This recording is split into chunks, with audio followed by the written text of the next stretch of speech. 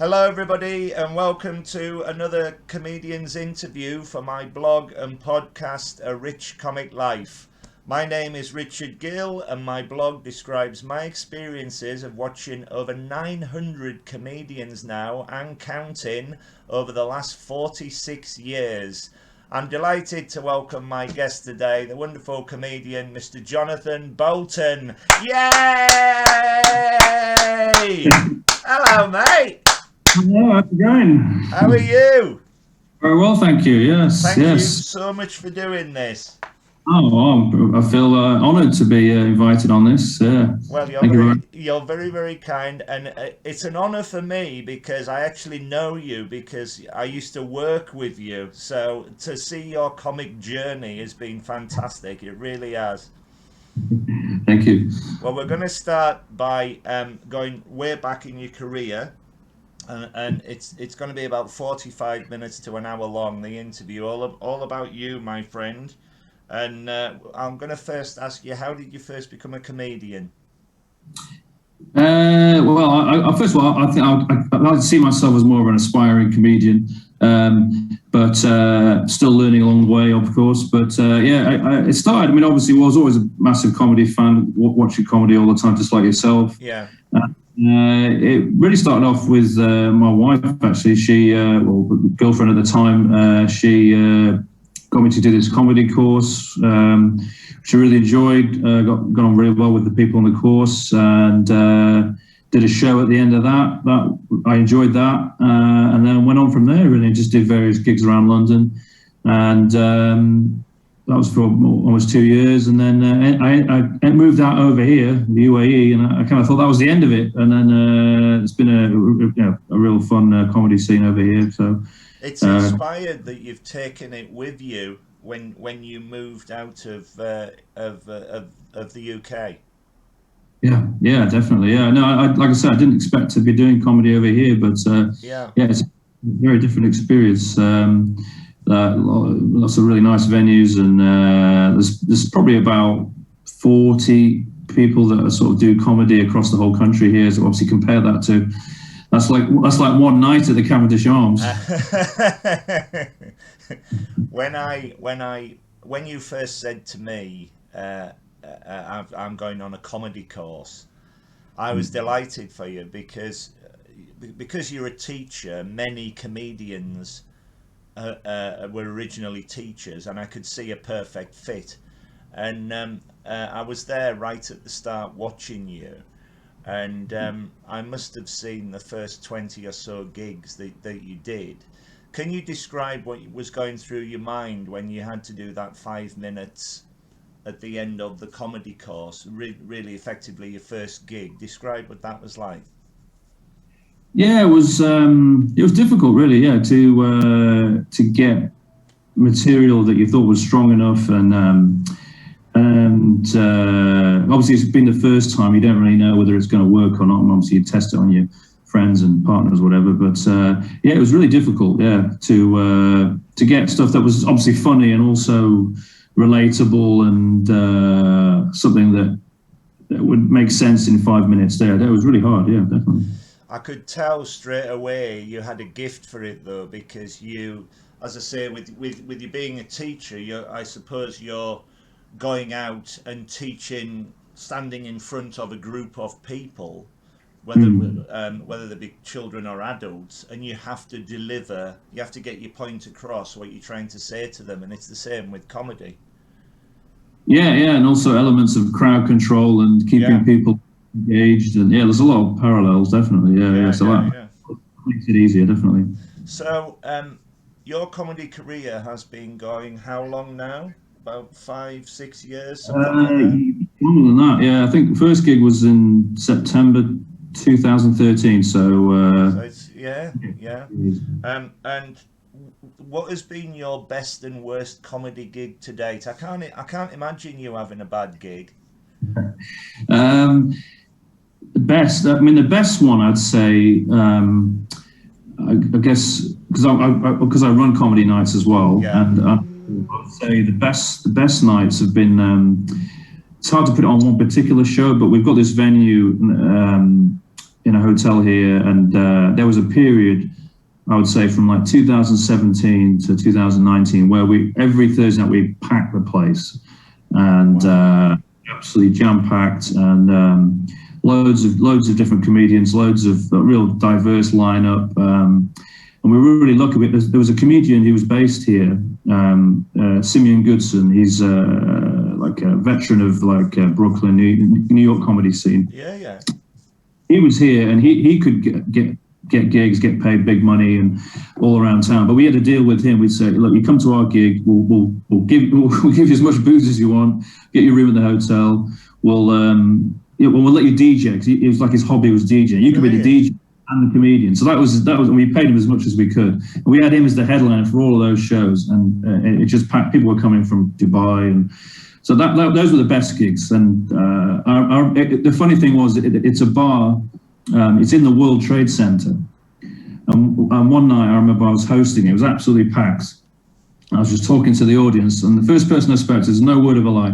First person I spoke to, hello sir, where are you from? I'm from Bahrain. What's your name, sir? Osama. Welcome to the World Trade Center. And that night just went on from there, really. And, wow. Every comedian did well, and there must be such a big demand for it there then, because if you're getting crowds every Thursday. Yeah, because Thursday night here is like Friday night, because it's a Friday weekend, so hence why I'm at work now. Right. On Sunday. Take my tie off. So. This is your infamous comedy club called Yalla Laughs, which is based in Abu Dhabi. Yeah. And you. Yeah. Do you own this? Do you co-own this? Do you say you compare it? How describe the process of putting on a comedy night over there? Yeah, basically, I always start, when I first moved here, there was no comedy in Abu Dhabi. I went to Dubai two, maybe 3 times a week to do gigs there, and that's like an hour and a half north from here. So I was doing that, and there was an American guy, Eric Thornquist, who's another comedian who lives in Abu Dhabi, and we were both driving to Dubai, and we thought, hang on a minute, why don't we start something in Abu Dhabi? And that's where it began. The hardest thing was getting it rolling, because they didn't really understand the concept of what a stand-up comedy night was. Right. We were rejected by so many different bars that we try and sell it to them. Eventually, this one bar took us on, but it was a bit of a dive, I'll be honest with you. It's a hooker bar, basically. The first few shows, 75% of the audience were Ugandan prostitutes. That sounds like a great night. So people would come and watch the comedy, and it's a great. I really enjoyed it, but I'm not sure about the venue. So we were in that venue for the first year, and then eventually some hotels got word of we were packing the place, and people got money. We've since then.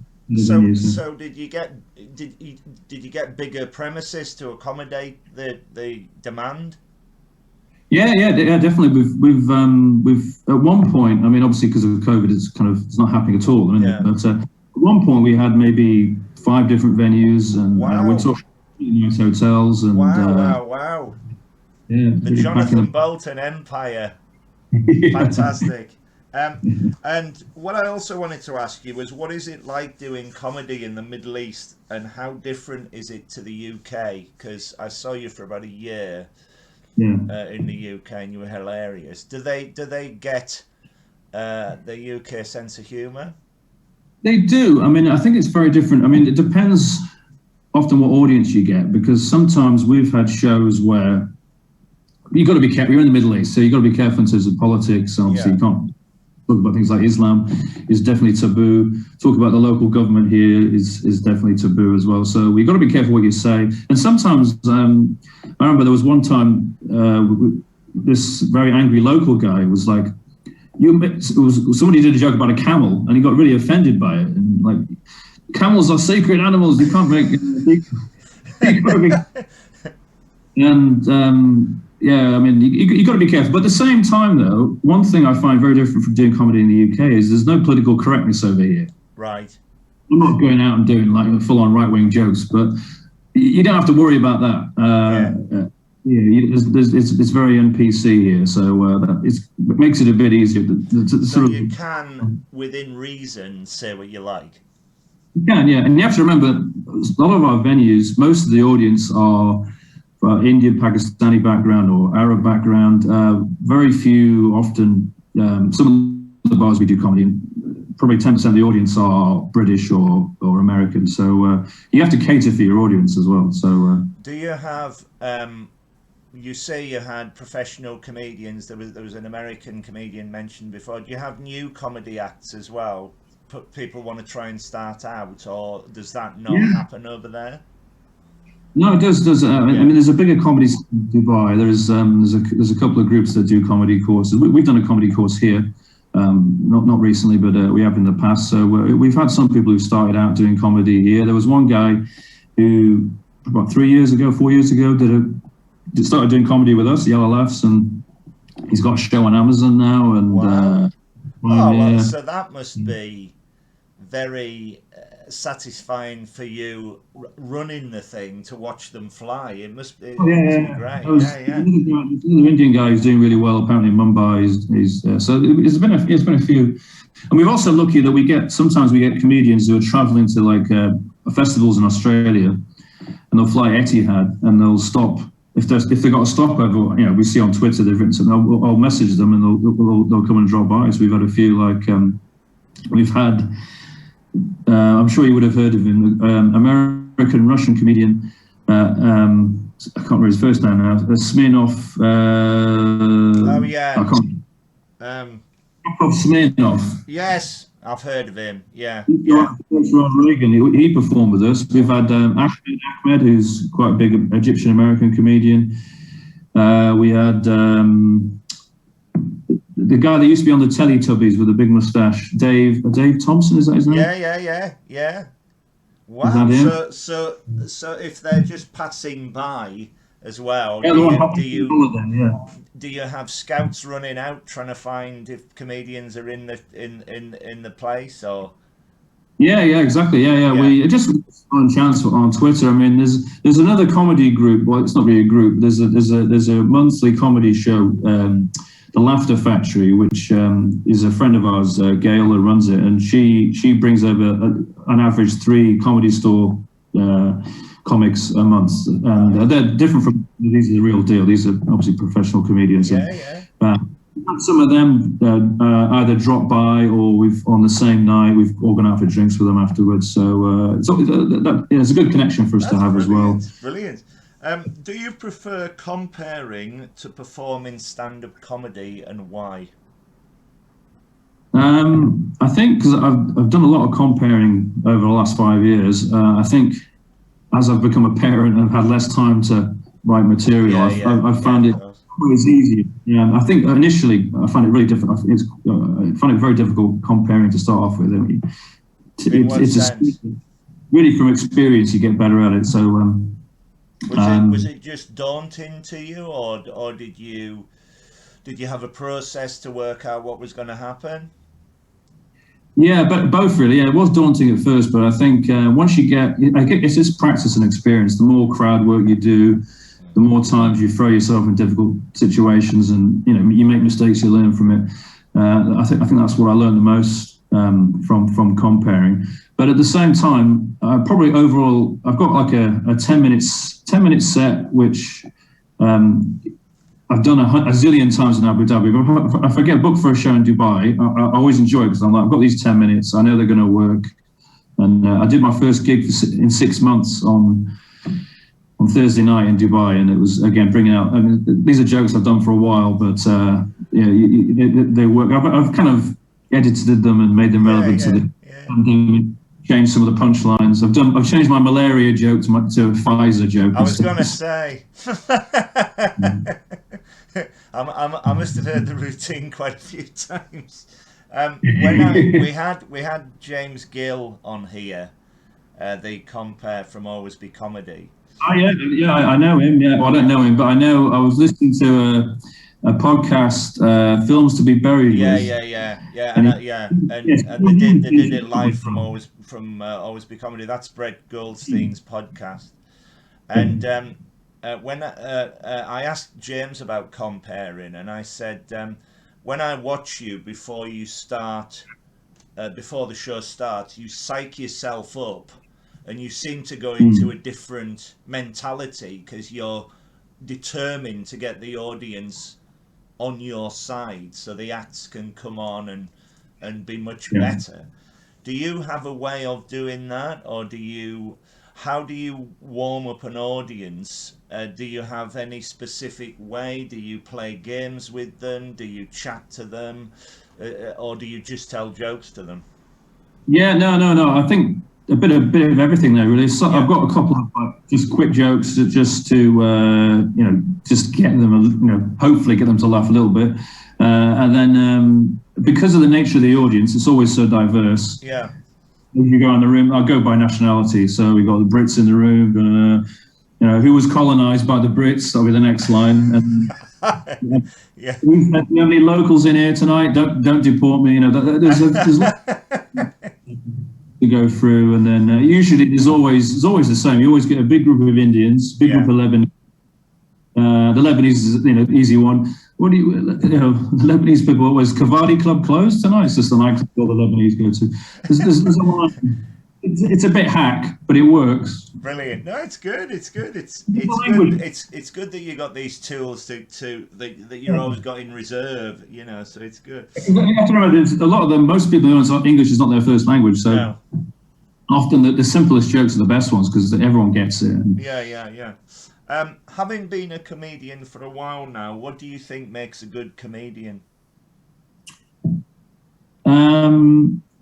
I guess obviously good quality material, well-written material, which is developed. So you see them maybe 3 times. Say as someone who runs a show, I've seen comedians who come, and every time their set's a little bit different. Either they've maybe recorded their set, they've listened to it, they've tweaked it, they've looked at the audience in front of them, they've changed it. So they've got that experience and skill to be able to adapt their material.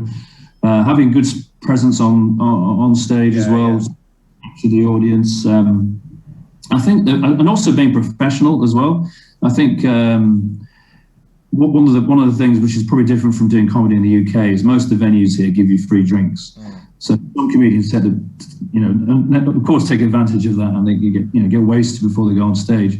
But I think those of them that don't do that, and maybe drink after they've been on. Yes, of course. Yeah. If you're sober and especially if you've got a heckler and you've had a few drinks, then the heckler's maybe got an advantage over you. So I guess being professional, arriving on time, having practiced your set properly, those sort of things as well. I completely agree about if there is free drink or whatever, do not get wasted before you go on stage. There is one exception to the rule, and that was Les Dawson.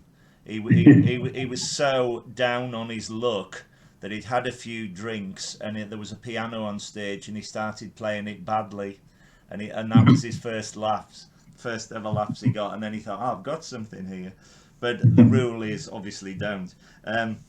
How do you cope with any nerves, if at all, before you go on stage? Do you get nervous?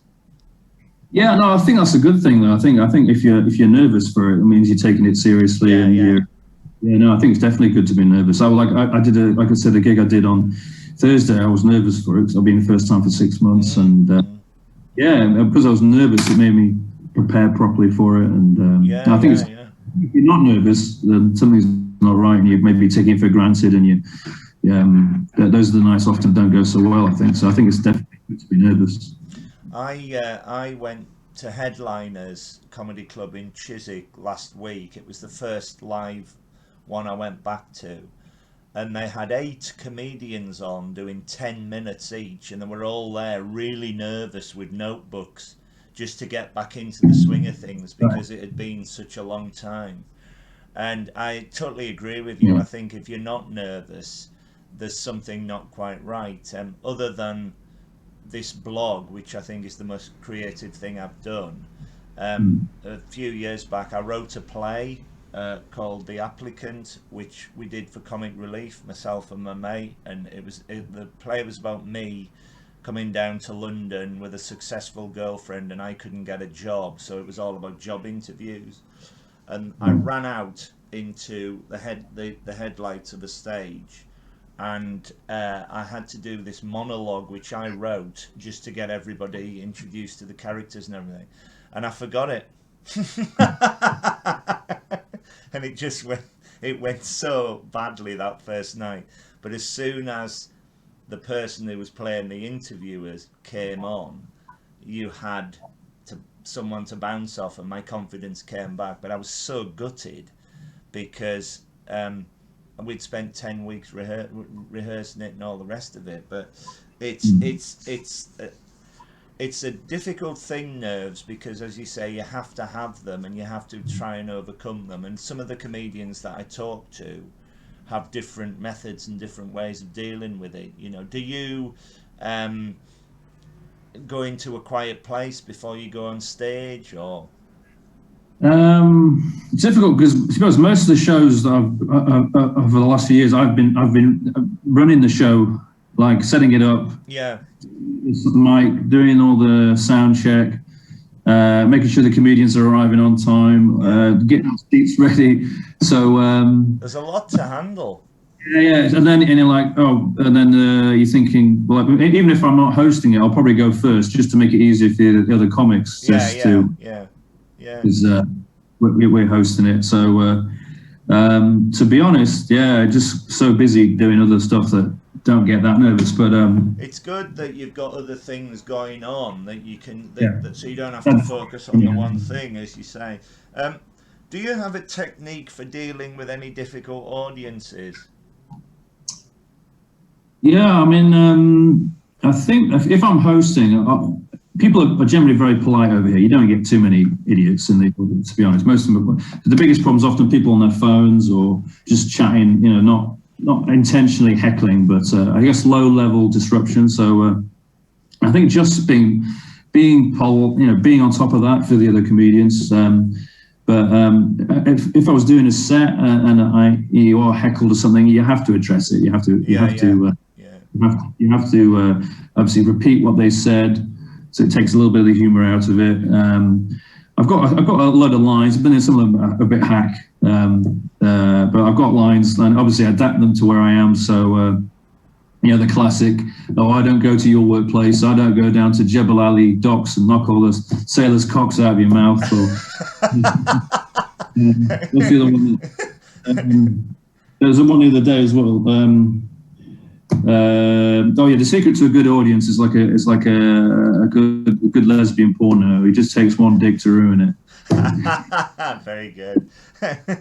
So, pull those out if necessary, but like I say, generally speaking, we don't get. We've had some. I mean, I remember once we had to remove somebody physically because he kept on trying to take the microphone off one of the comedians. Yeah. That does happen. I think generally now you don't get heckles as much as I did as I went when I first went.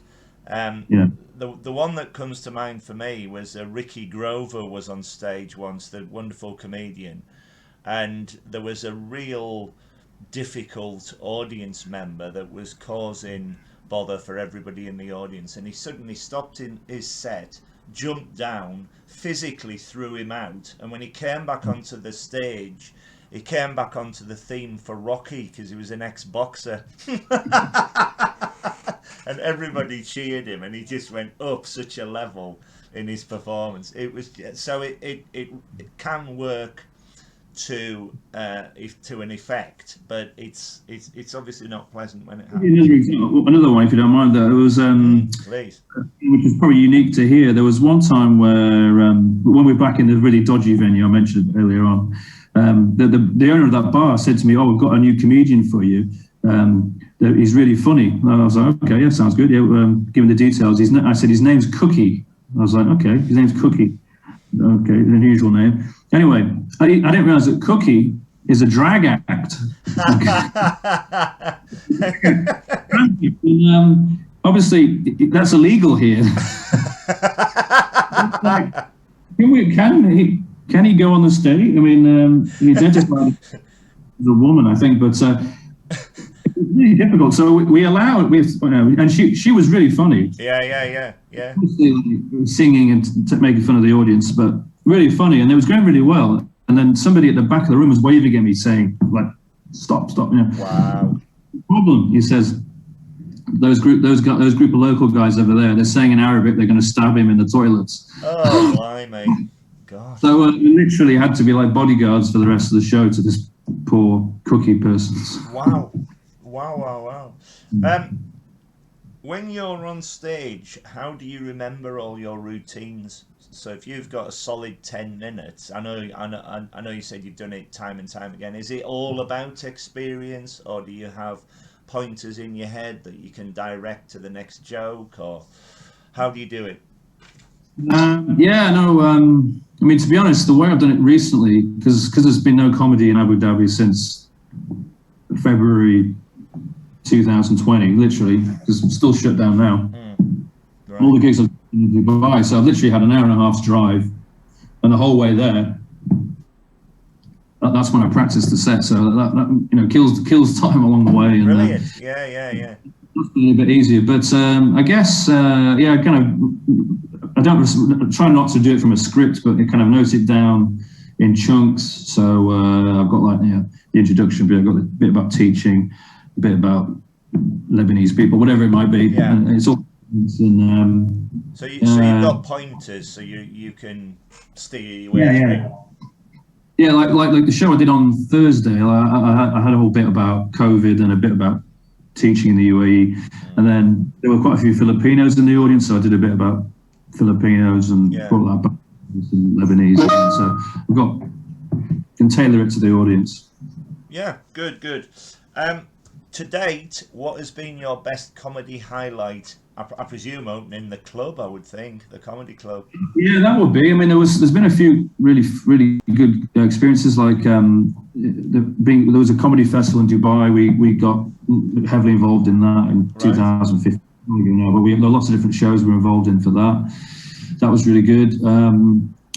We got this could be my best and my worst gig, to be honest. We got booked to do. There was England versus Scotland Legends reunion match in Dubai. So it had Teddy Sheringham, Darren Anderton, Ali McCoist. Wow. They basically had a golf tournament, and they played a very limited football match. Obviously, they're not in such good shape these days, but we were booked to do comedy in front of them and loads of fans. It's a good idea, and we were put on the same deal as the players. Like we stayed in this resort. They gave us everything was paid for. This is quite nice. And then the guy who organised it said, "What I want you to do, just come on and just don't do a normal set. Just take the piss out of all the players. They'll love it." And I remember thinking, this is going to be a disaster.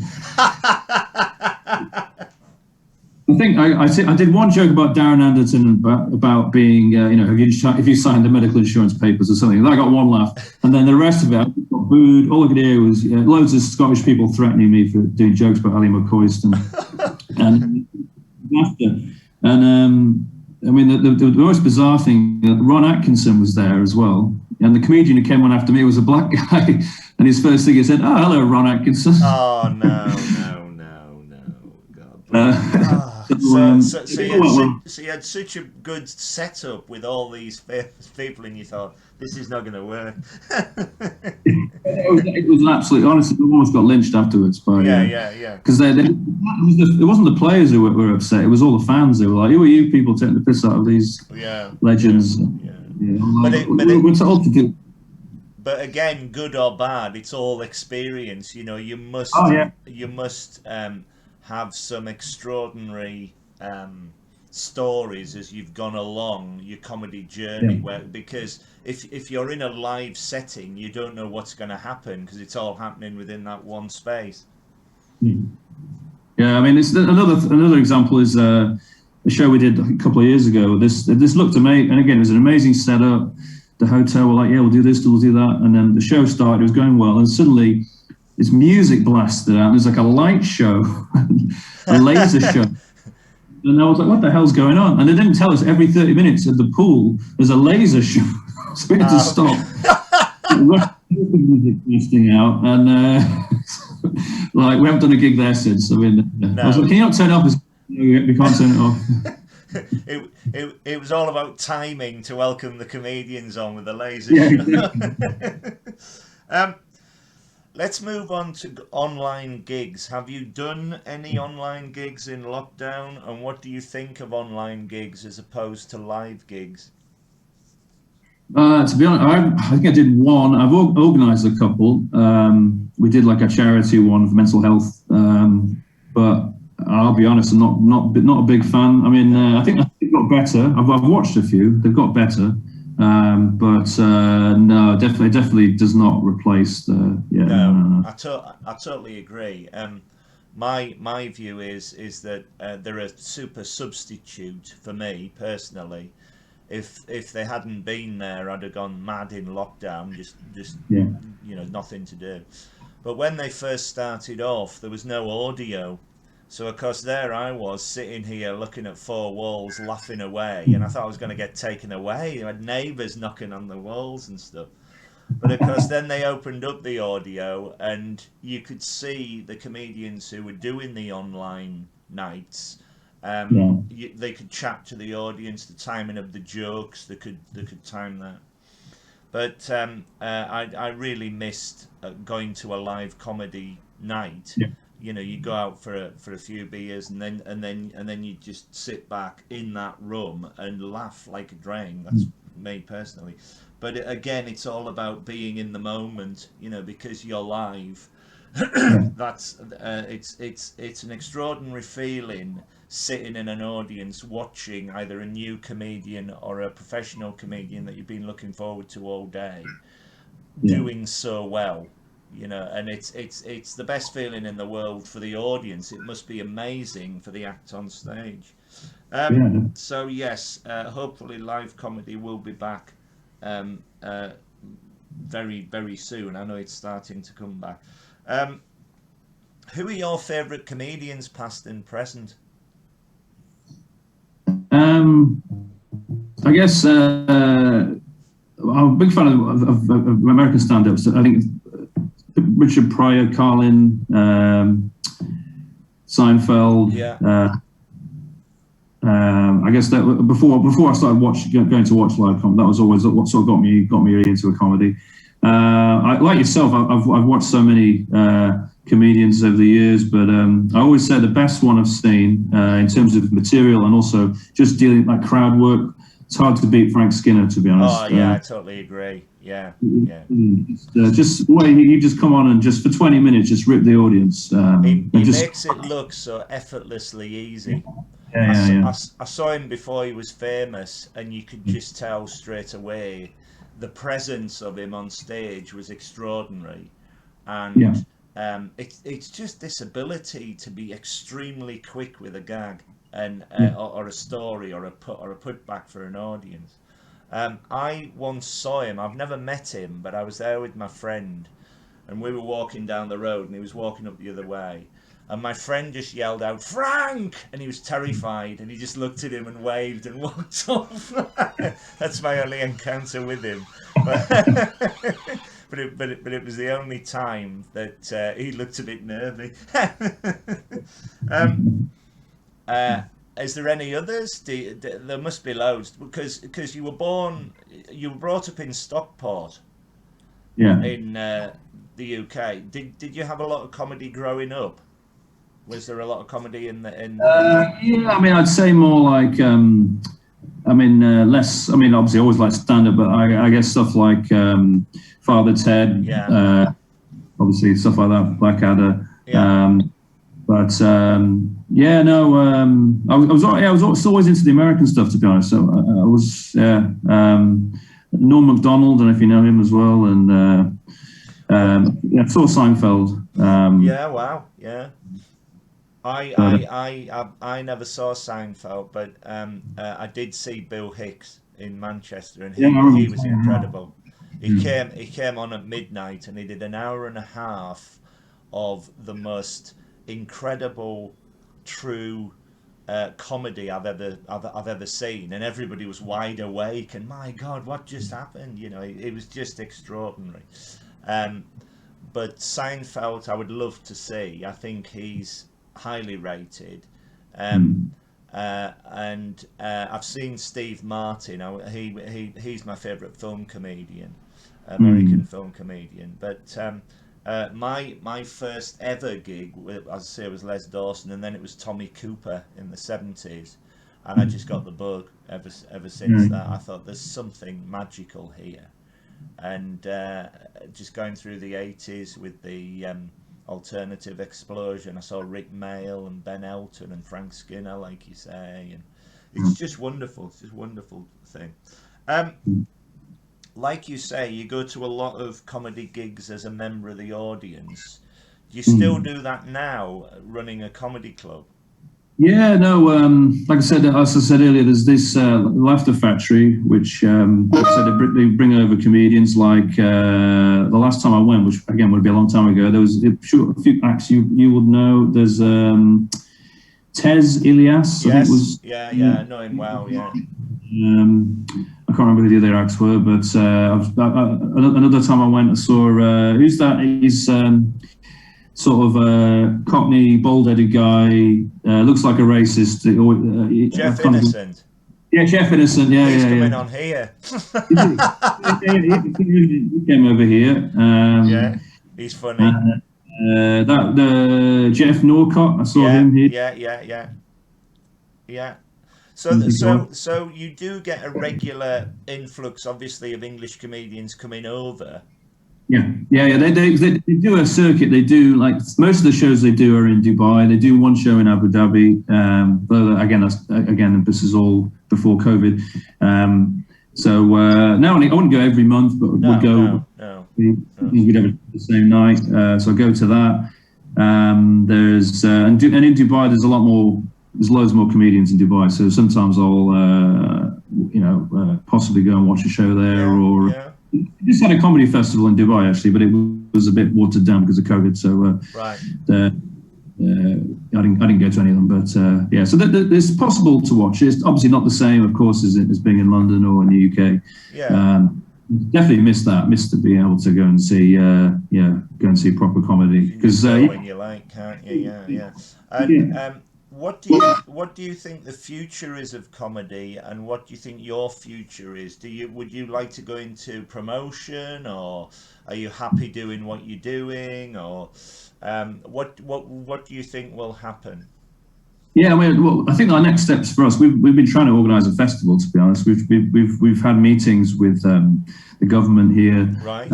Meetings with Yaz Island, which is everyone knows now because of the UFC events there. Fight Island. Yeah, the one. Meetings with them. It's never really got off the ground with them, but we got quite far with the government for having an Abu Dhabi sort of comedy festival. We talked about. We wrote down the comedians we'd want to come over, and we found out their prices. And I can't disclose who we've invited, but some big names. We've spoken to some of their agents, and so it was going really well before the pandemic came along. So we had agents, calling us, and we had one comedian who is a British. I'll give it away if I say what nationality, but we've basically got the ball rolling, and then obviously COVID's come along and stopped that. But hopefully, when things get slightly back to normal, we can still try and organise that. So that would be that would be excellent. And I for one need a holiday. I'll be there at that festival. So yes, you'll have to come and you'll have your own show. You can do your own. Yeah. Well, hopefully, I don't know. Just before we go, and it's been an absolute joy talking to you. It's great to see you. Is there anything else you'd like to say? Do you have any gigs coming up? Do you have any podcasts? Would you think about going into podcasts? Where can people find you on social media? Anything like that? Yeah, sure. I mean, I guess easiest thing is to follow Yalla Laughs on Instagram, Facebook, etc., Twitter. We're all on all those. I've got a show. I'm doing a show on this Saturday in Dubai at the Movenpick JLT at the I shouldn't know the name of the bar, but it's in that hotel. That's this Saturday. But like I said, sadly, there's no comedy in Abu Dhabi. It's still, we're hoping from the 1st of July we might be allowed to get it going again. Right. But yeah, it's quite strict here. I mean, there's, it's the second highest vaccination rate in the world. So most people are vaccinated, but they're still very cautious. Yeah. Yeah. Well, I'm sure it'll be back soon. Yeah. Yeah. I'm sure it'll be back soon, and I wish you all the very best. I really do. I think what you're doing is wonderful. Thank you, and I look forward to watching more episodes of your the podcast and the blog. You're very kind. Thank you so much for your time, John, and all the best to you. Cheers now. All the best, mate. Cheers. Thank you.